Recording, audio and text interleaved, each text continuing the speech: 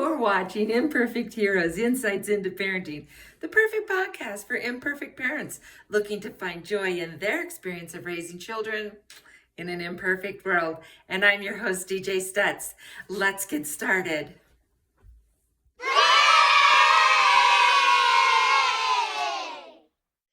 Hey everyone, I want to thank you all for joining us and choosing to spend this time with Imperfect Heroes podcast.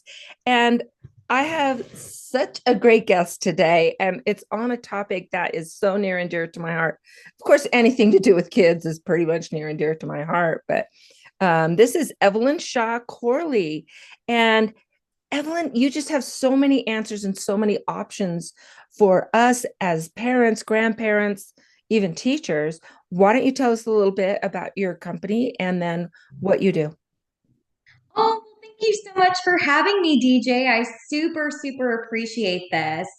So, hey, everybody. My name is Evelyn Shaw Corley. It is an absolute delight and pleasure to meet you. I am the founder and CEO of Thrive International Academy, which serves in three ways. We homeschool, we tutor, and we mentor. And in the homeschooling avenue, we serve you either a la carte, meaning if you just need that math, take away the math tiers and come to Thrive. If you just need some reading support, you do not have to come to us for everything. So we do homeschooling a la carte or homeschooling full service if you don't want to stress about those transcripts or Yeah. you want to be mom and you don't necessarily want to be teacher. That is something else. And then the second thing we do is we tutor. So for students who are in public schools, private schools, unschooling, whatever kind of schooling you're doing, we tutor and we serve through grace and support and laughter. And then the third thing we do that is so important to me is mentoring. And the famous Rita Pearson, teacher for 40 years, who has this beautiful TED talk, explains that every child needs a champion, an unwavering adult who never gives up on them. And I believe in that as well. I totally believe in that as well, too. In fact, I had that on a plaque in my classroom when I Yeah. was teaching. And especially, I think, especially those kids that for some people, not for me, for some people are hard to love, hard to connect with. They need that more than anyone else. They were my favorite kids. Me And too. yeah, Me they're so too. much fun. I know. And then, like, wow, we went a whole hour without an outburst. This is fantastic. Like, you get That's so many right. successes. Yeah, it's great. But beyond that, though, I really love that you offering all of these options. And so we've talked a little bit before in a couple of conversations and about the importance of, it's not just this one answer. So you don't have to be all into public school or charter school, private school, or homeschooling. Oh, I'm homeschooling. I can't do anything else. There are so many options that are out there that will fit and work for your family and for your child. And in fact, I think that you might have one child that this option is working great, or this combination of options is working great, and then you've got another child and that setup isn't working for them. You might need to restructure things, rethink things, look at different things, because for that kid, this is the option or options that are really going to work better. Don't you agree? I do. And I just want to emphasize that we are all human beings with intricacies, emotions, feelings, social needs, all of it. And schooling doesn't have to fit in a box anymore. We Mhm. are evolving so much from what was done for years and years and years, which Yeah. essentially had to do with sending students into factory working positions. I mean, quite frankly, just gearing up for the workforce. Right. And now, and in my generation, I was born in 82.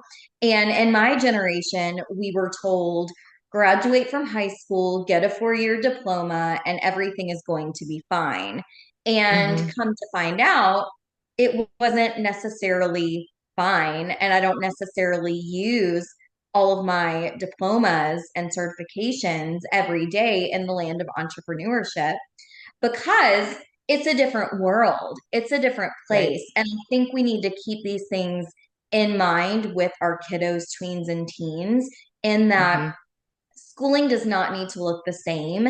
And your passions are your purpose.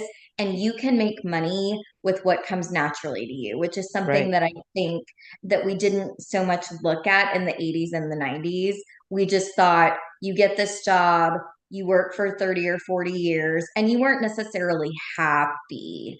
And so that's really something that I want to bring to light. Right.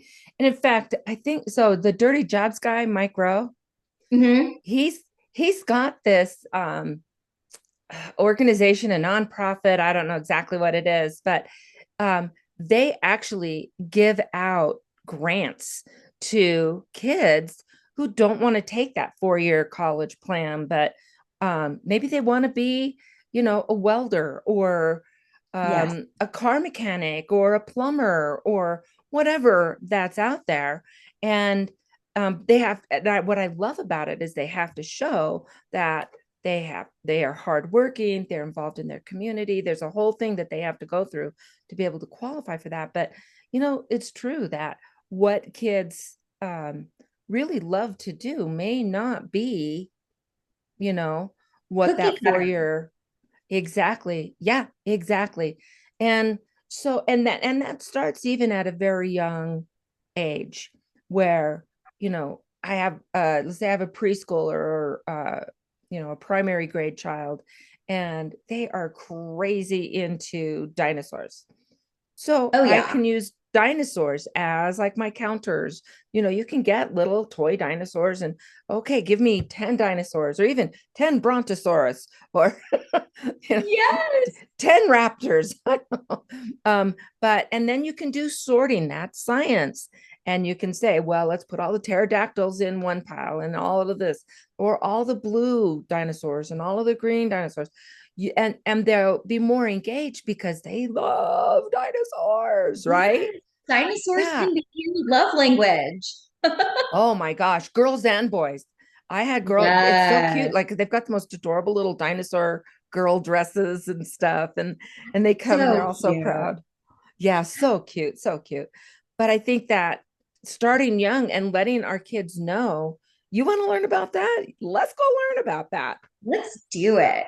So there is this story that I read many years ago, but it really stayed with me. And it's a story of a kindergartner who was so excited to draw. And the teacher said, let's draw flowers. And the kid said, oh, green, blue, purple, all of the things.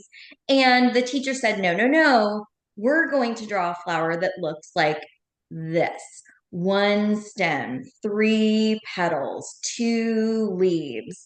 And when that child went into first grade and had this free flow drawing opportunity, the child, Mm-hmm. instead of beaming with excitement and creativity, drew exactly what the child learned in kindergarten. And we do Right. not want to do that to our kids. We do not want our kids to dislike learning, and we do not want our kids to lose that magic of creativity. I think that's so important. Yeah, yeah. In fact, I just had a podcast. Oh gosh, this was back in February. That his name's Michael Magruch, and he is a neurodiverse adult, Yes, but he was a neurodiverse child, and he grew up me in too. Austria. There you are. Well, yeah, and um, and how he struggled so hard, and what that meant for him as a child. It was really refreshing to get, because kids can't really tell you what they're going through when they're 5, 6, 7 years old and they're neurodiverse. Right. Right. Emotional But to have an dysregulation. adult look back and say, wow, you know, this was hard. And the biggest part of it for him was trying to fit into a system that the teacher or the school or whatever had set up. And so it's kind of like your flower story. You had to do this exactly right, where he had a very creative mind. And but that was squashed down. It wasn't until then he was an adult that he went back to being an artist and loving things and looking at things in that way. I think it's so important that whether we're the parent or the teacher or tutor or whatever, is to use that creativity in their learning. They're going to hold on to it so much more. And remember it forever and ever. I love that so much. It's super, super important. And so to Mm-hmm. take your passions, hobbies, and interests and turn it into something meaningful, whether it's math, science, social studies, language, STEM, whatever the case may be, to really, really hone in on what makes you uniquely special and wonderful. I think that's so important. Yeah, I agree. I agree. So, um, what are the ages then that you work with within your company? So we serve K-12, but sometimes a little before kindergarten and sometimes a little bit after 12th grade. It happens. Yeah. And we tutor all the way through those first 4 years of college. But for the academy, for the homeschooling academy, it's Mm-hmm. K-12 and it's all subject areas. And having a mentor is mandatory in my homeschooling academy, even if you're only coming to us for reading. We have Mm-hmm. that mindful adult checking in with you for 30 minutes a week, just a little check in. And if Yeah. something's going on, we let the family know because it's so important to have that healthy social health, Mm-hmm. mental health, emotional health. Yeah. And someone I think too, that gets what is developmentally appropriate, whether it's by age or developmental abilities, and then what next steps are. One of the things that I really talk about a lot is the fact that people get really caught up in, well, they're supposed to be reading at this age. Oh, they're supposed to be doing calculus by now. Oh, they're supposed to be. And so let's say that your kid is developmentally delayed, but and here's another thing too is with reading, it's a matter of certain synapses firing off in your head, right? To Right, make that right. connection to reading. And that can happen anywhere from, in extreme cases, 3, but 4 is considered Sure. early, to 8. Those Yes. synapses may not fire off until they're 8 years old. And so if they're supposed to be reading, have their 100 words and all of this and, know all of these, um, All you of your know, phonics, all of your sight phonics, yeah. words, all of your, By yes, the end yes. of kindergarten, but their synapses haven't been fired off, all of Hmm. a sudden they're labeled and they're on a reading plan, and they're pulled out of class, and they're, and all the other kids see them walking out of the class. They know that they're going because, and the kids feel like, yeah, I got to go to dummy reading. And I mean, I've had kids say that Oh, to me. traumatic. Me too. Yeah. Me too in the public schools. Yeah. And it's so interesting because you can be twice exceptional. You can Mm-hmm. have an area where you are super, super gifted and an area where it is a struggle for you. I'm Yeah. an example of a twice exceptional human. My linguistic ability is strong and powerful, and I'm so appreciative of that. And then my mathematical ability, I would be considered, having a learning disability with math. And that's okay because I am able to compensate. Technology is there. I can do what I need to Right. do to survive.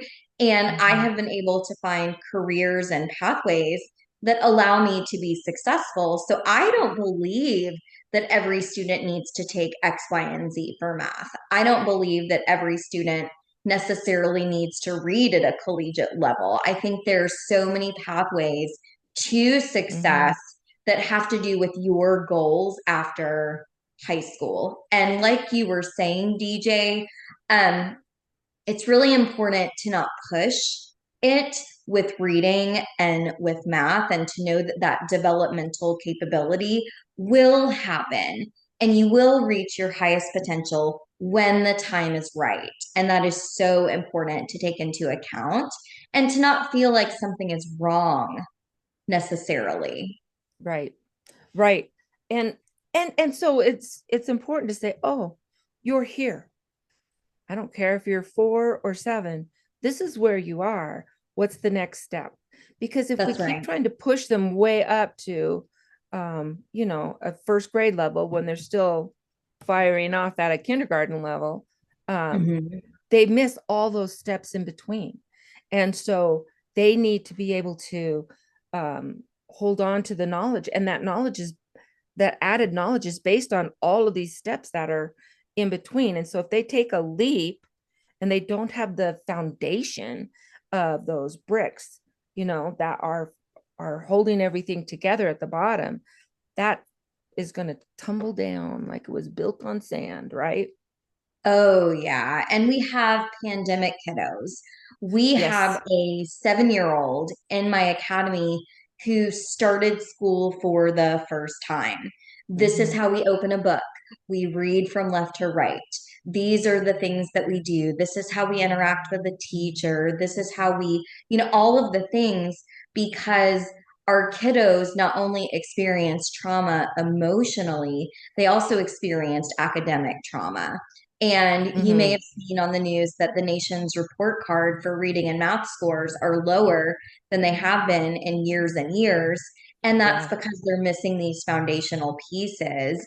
And through homeschooling or tutoring, you can fill in those gaps because we have students who are in 7th grade and it's like nothing happened and they're expected to be in 7th grade, but they're still thinking like a fifth grader. And we Right. have to be mindful of filling in those gaps and not expecting everybody to be fine. Right. That is an unrealistic expectation, in my opinion. Right. And so there are so many schools that they say they support Sure. individualized learning, but when it comes down to it, you could have, I know of first grades that have more than 30 kids and one teacher and no aide.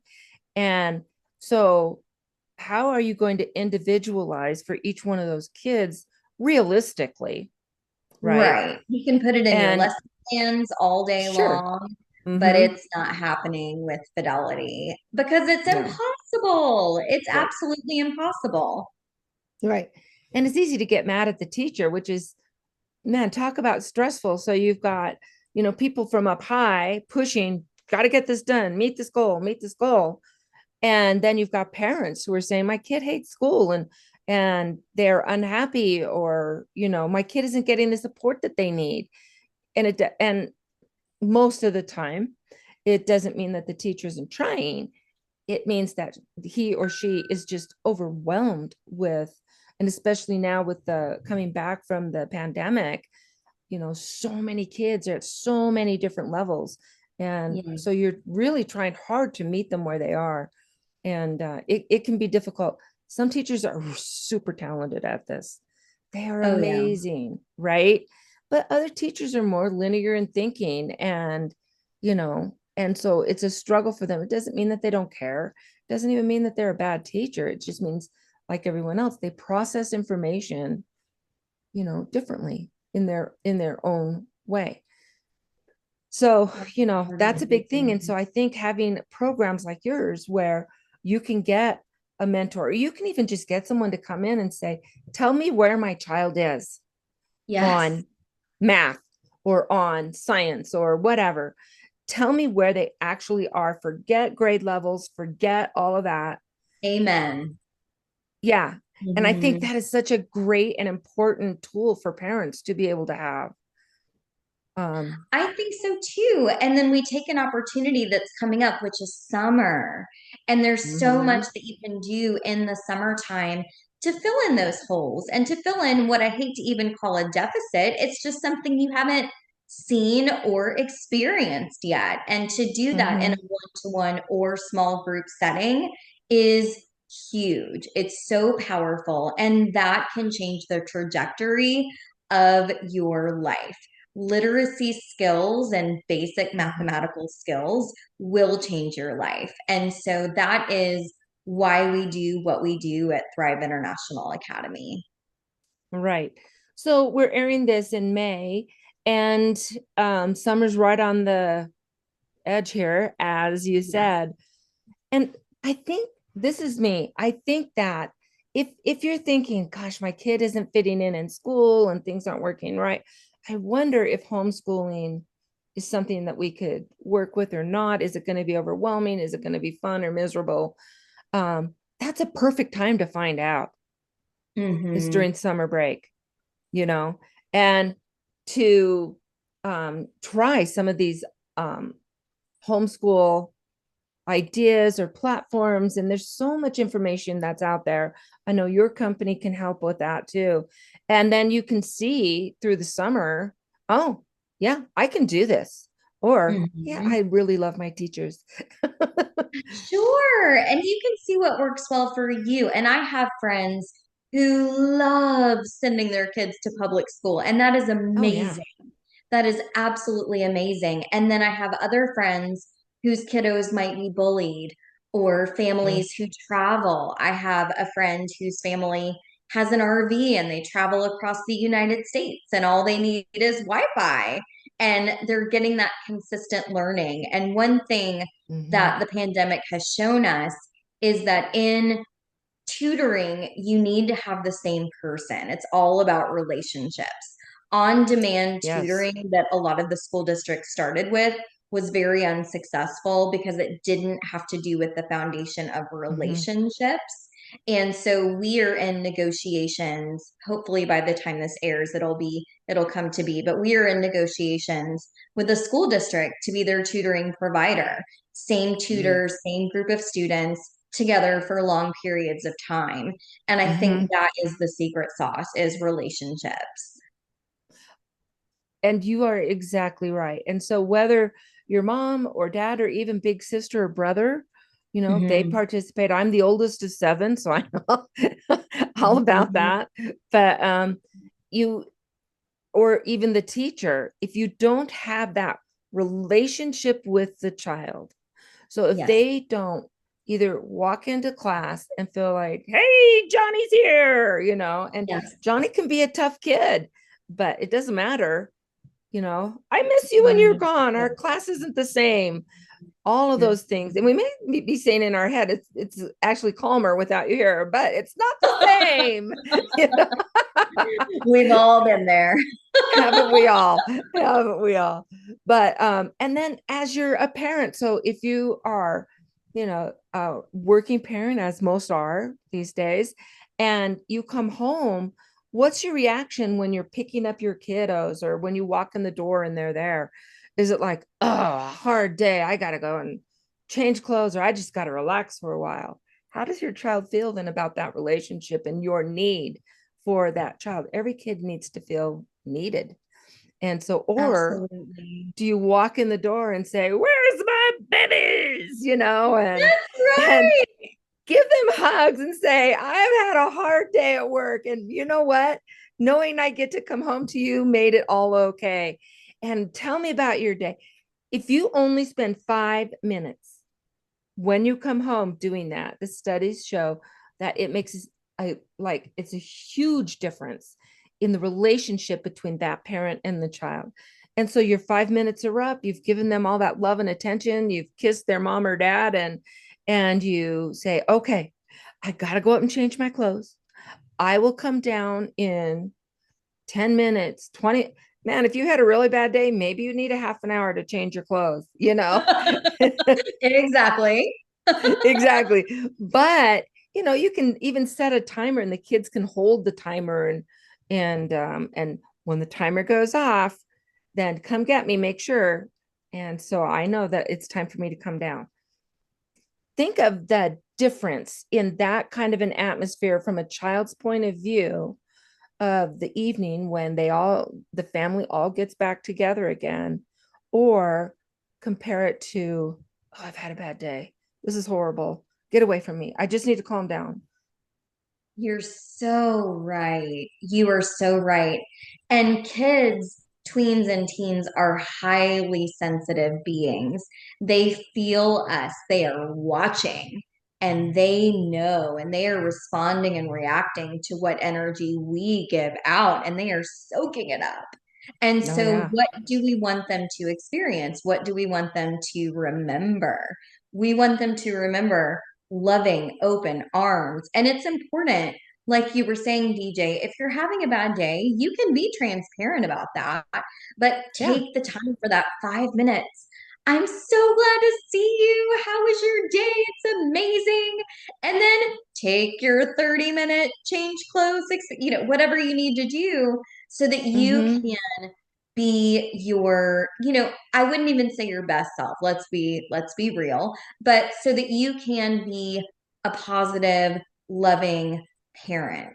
And we don't have to be perfect. And one thing that I talk about is sharing if mom is having a bad day. It's okay. It's not you.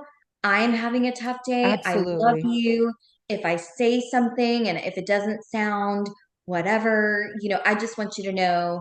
And I would always share that with my students as well, so that they Yeah. wouldn't think that it was something that they did.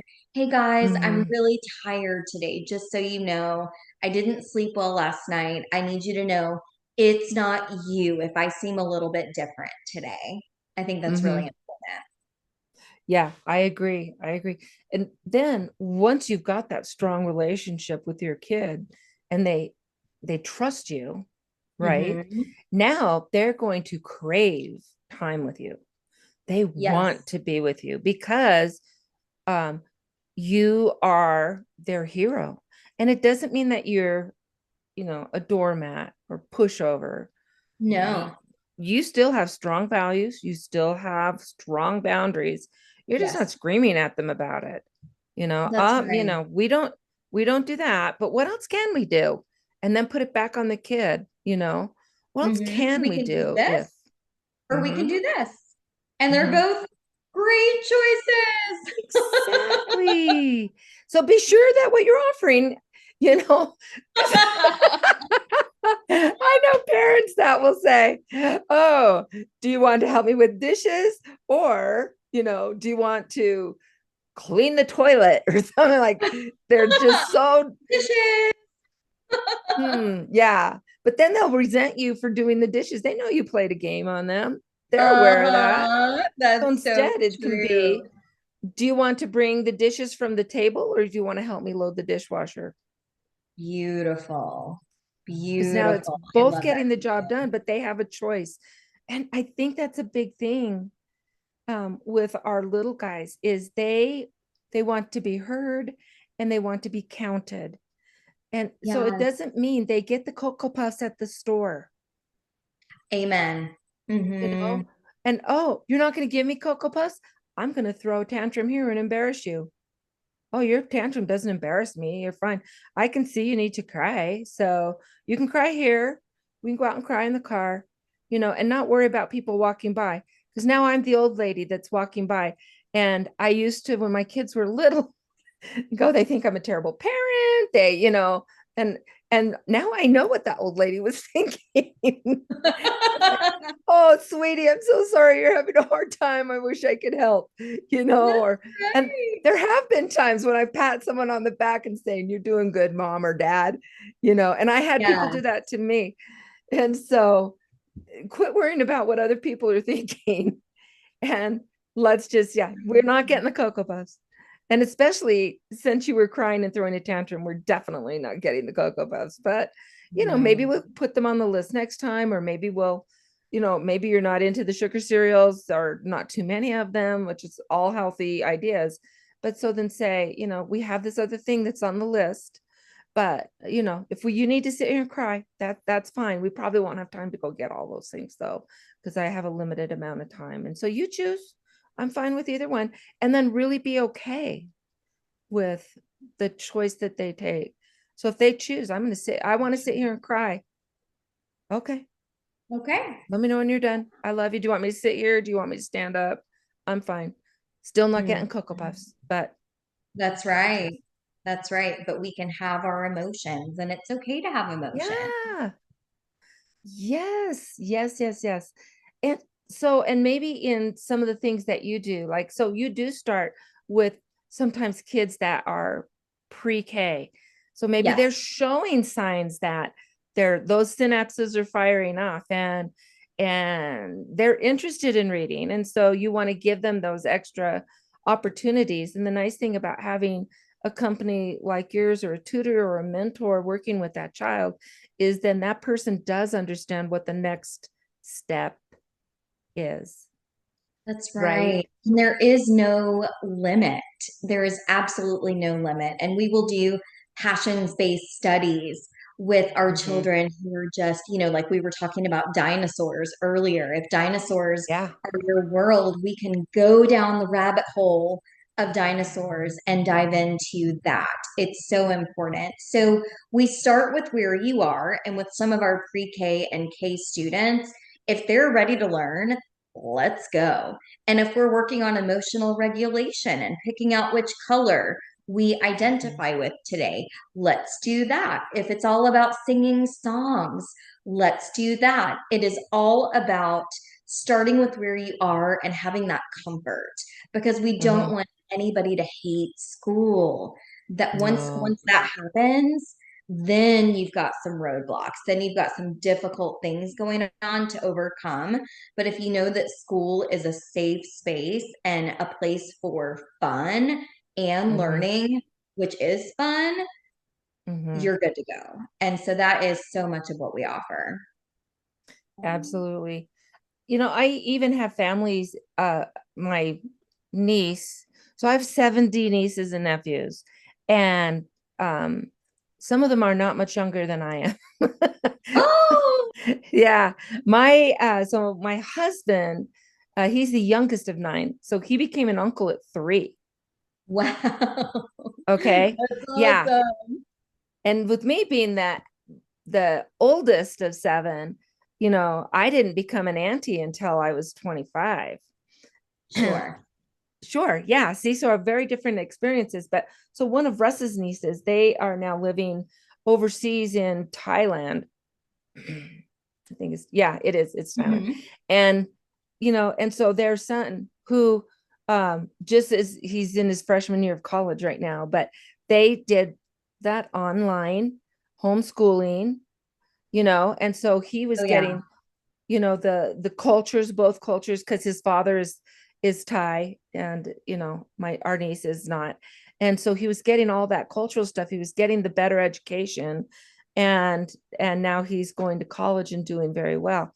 And so and you mentioned the family with the RV. Yes. And I know that there are a lot Yeah. of families that will even do that. And so it does kind of open up a lot of freedom, to you if you have that. So my brother, he's got 5 kids, and their youngest was having some learning difficulties, learning issues. My Sure. sister-in-law spent a lot of time in the classroom. She's a go-getter gal. Oh, Uh, yeah. oh yeah. If we're planning a party, it's just put Christy in charge and I'll show up because she does it right. And so anyway, she was looking at, geez, how can I help my son? Da da da. And so she decided we're going to do homeschooling. Now they have money. And so they were Mhm. able to, like for history, they were able to take a field trip from Oregon to Gettysburg or to Yes. Philadelphia or, and so they had that kind of money to do so. But it's funny because he wound up going to a private school once he got into junior high. Mhm. And this is a high academic school, and he did very, very well. Um, Mhm. Oh, because sure. suddenly the relationship was there. Yes. He and his parents are so close, and his siblings. They're just a really close family. The relationship was there, the opportunity, right? The Right. support for Mhm. mom in knowing. And then they got to add on this extra piece because there were finances available. But I love that. And yeah. one thing we've talked about before is that if the finances are not available, that's when Mm-hmm. we partner with nonprofits. That's when we partner with mental health facilities. That's when we make those partnerships and we make it work, and we have a sliding scale so that we can be there for everyone. It's so Yeah. important to ensure that families of all backgrounds and all income Hmm. levels have access to something this elite, because Yeah. it can really take you leaps and bounds ahead of what was ever possible before one-to-one and small group attention. So we will definitely work with you. And I'm super excited just to be in this interview and sharing who we are and what we do. It really, really means a lot to me. Oh, well, I had to. Once I met you, I was like, she's got it. Let's do it. Like it was so much fun when we had our first conversation. And so one of the things though are, there are a lot of different opportunities for homeschool, home preschool, all of that. But some of the programs are fantastic and some are not. Mhm. And That's so right. what are some of the things that a parent might need to look at before they're making a decision on, programs? What are some maybe red flags that they want to look out for? And then what are some of the positive things that they want to look for? Definitely. I would say it's a red flag if they're not established in some sense. If they've been around for a while and they have the reviews and they have the testimonials, I think that really speaks volumes. And if they're new, that's okay too. You really want to make sure that your personalities jive. And Right. I think having the personal touch is something else that really stands out. I am not a fan of on demand tutoring and on demand homeschooling. I am a fan of that personal touch of doing meet and greets where we can make sure that personalities mesh and that relationship can be nourished and developed. So I would say if you're a number and you don't feel like a human, I would caution you there. And I would say if it's completely new, or if it's just, again, to be a little bit redundant, if it's very robotic, be Mm-hmm. concerned. But if you are nurtured and cared for, then you can really, really believe and trust in that program. I agree. I agree. One of the things I would look for too is philosophies um, Mm, I of the agree. program. So, uh, a lot of parents have a lot of strong opinions on what should and should not be taught in Yes. school. And Hmm. so I think you would want to talk to them enough to know whether this program, that their philosophies align. And it doesn't matter what yours are, you know, your philosophies are, but does that program really align with your philosophies? And Absolutely. And one thing that we do at Thrive is that we have a bubble chart, a bubble meet and greet. And it sounds so silly, but it really dives in deep to what are your beliefs? What do you want to mm-hmm, see? What do you want us to accomplish this year? What are the no-nos that are just non-negotiables? This is not a part of mm-hmm, your learning experience.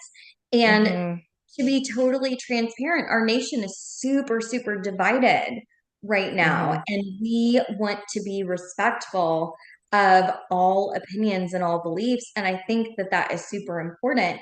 And so to take the time to really get to know the family and support mm-hmm, them where they are and respect why they are who they are and why they believe what they believe is so important. And we have families on both ends of the political spectrum and on both ends, mm-hmm. you name it. And the reason why we are able to serve so many families with grace is because we are compassionate, we are understanding, and we just come to you with open arms, honestly. And so Mm-hmm. I think that if this is something that you do not want covered in school, no problem. If it's an area of focus that you really want us to dive in deep, no problem. And it's not to be appeasing, it's just who we are, because we love humans and we love all of the things that Mm-hmm. make us so fascinating and interesting and unique as individuals. Yeah. Yeah, I agree. I agree. And so those are some important questions I think to ask as you're interviewing and as you're talking, and then if you um perceive a problem with what your child is being taught or an experience your child had or whatever, that there is a set plan or route for you to take, to who do I talk to first? Then if I don't get an answer, then what's, and to have that clearly laid out so that you don't feel like you're unheard or that your concerns are not going to be taken seriously. But I really want to, and you'll know this one, I really want to encourage parents to recognize that maybe it's your child. Like, you know maybe your child maybe needs some more structure or less structure, whatever, but with all the bullying that's going on, but no one's kid is a bully. Right, you right. know We have to and know so we can be on yeah, both ends of this, guys. yeah, yeah, Able to be absolutely. And both. yeah, absolutely. I love what you do. And I would encourage our families to really kind of dive into, check you out, and see if there are programs that fit your kiddos' needs. So maybe if they do just need that little bit of help in math, or they're struggling with science, or for me, science was the funnest class. That's awesome. Yeah. We made messes all over. I had tarps all over. We'd push the chairs aside, and Wow. yeah, we were I building missed that catapults. growing And up. oh yeah, no. Well, this is how my classroom ran, not when I was growing up, but um Oh, I want to be in your class. That sounds yeah, amazing. we had fun. We did exploding ornaments at Christmas, and Yes. yeah, just all kinds of fun things. But so for me, if your kid's struggling in science, then you're just not making it fun enough, because science should, in my mind, science should be their favorite subject, but that's just me. Obviously. Yeah, well, it's so hands-on, and it's like, hey, let's take these spaghetti things and tape, and you have to team up with a friend, so you've got to work together, and let's see who can build the tallest tower that won't fall over you know Project Adventure. That sounds oh so yeah, fun. yeah, Yes. yeah, so much fun. And that's something you can do at home with siblings, just say, oh, here's the spaghetti, here's some masking tape, and your tower has to hold this marshmallow on top. It has to be strong enough to hold a marshmallow or whatever, and then set them to Yes. work, like, and then you go do the dishes. That's right. Or like toothpicks and marshmallows, building creations. So super So fun. much fun, so much fun, so much fun. Anyway, but whatever their subject is that they're struggling in, they can go and find help outside. The reality, I believe, right now with education today is that it's going to be up to the parents to I make do too, sure that the sister. gaps are being filled, because the gaps are frequent. Oh, excuse me, they are frequent and they are wide. And I think so, teachers are hanging on for dear life right now. oh, God bless them. I stepped out of the yes. classroom in 2019 and Mm, pre-pandemic, and it was so emotionally overwhelming and it was an impossible job, even in mhm, 2019. And I started teaching in 2005. And mm, the struggles of not being able to do everything when you want to do everything, like we touched on before. mhm. The teachers mean well, we're trying the very best that we can, but it is, as you were saying, the parents Mhm. need to be very involved now. Not Yeah, all needs are being met in a traditional yeah, school day yeah. anymore. And it's not the parents versus the teachers. No. It's teaming up, you know? Mhm. And so my child needs extra help with blah blah blah. But there, the specialist is only coming once a week. That's not enough to really give them that added support. So you can ask your teacher, and at least I was happy, and most of the teachers I worked with, most were happy to say, okay, here's what you can do at home. These are next steps that will help, Susie or Johnny fill the gap. Um, Yes. And and there so, are, oh no, you go ahead. oh no, I was just going to say, so there are options, there are conversations that you can have with your teacher so that it supports the team rather than me versus you. Oh, I totally agree. And then, excuse me, there are studies that show that intensive tutoring during the school day is Mm-hmm. actually the most effective. 3 times a week during the school day, which you can incorporate the technology and the live components. And that is something that we do. And Mm-hmm. so it's not after hours, you're not in trouble, your school day doesn't need to be extended. So, partnering with the teachers and partnering with the school systems is something that I think is a huge direction that we're going in. So I'm very, Mm-hmm. very excited to see these established and building relationships. Yeah, that's great. That is great. So, Evelyn, tell our listeners ways that they can get a hold of you and learn more. Absolutely. Please check us out at workwiththrive.com. And I'm very active on social media and I do personally answer all of my DMs. You can find me on Facebook and LinkedIn as Evelyn Shaw Corley and on Instagram as Thrive International Academy. And it means so much to me for you to connect and just know that there is a place for you with Thrive. Absolutely. Now we're going to have all of that information as per usual in the show notes. And so, you can go and scroll down. While you're scrolling down though, I'd love for you to rate and review, give us that 5-star rating, Five and stars. yeah, and let Evelyn know what you think and what questions you have, and we'll certainly follow up with that. We love that. And then, of course, tell a friend. You got to listen to this, right? Yeah, yeah, yeah. So, Evelyn, before we go, I always ask my guests the same question, and that is, how would you describe a successful parent? A successful parent is a parent who is imperfectly perfect and loving and so open, and a parent that just says, guys, I love you limitlessly, unconditionally, however you are. Come to me as you are. You are so loved. You are so beautiful. And a parent who is there in an unwavering way through the darkness and through the best of times.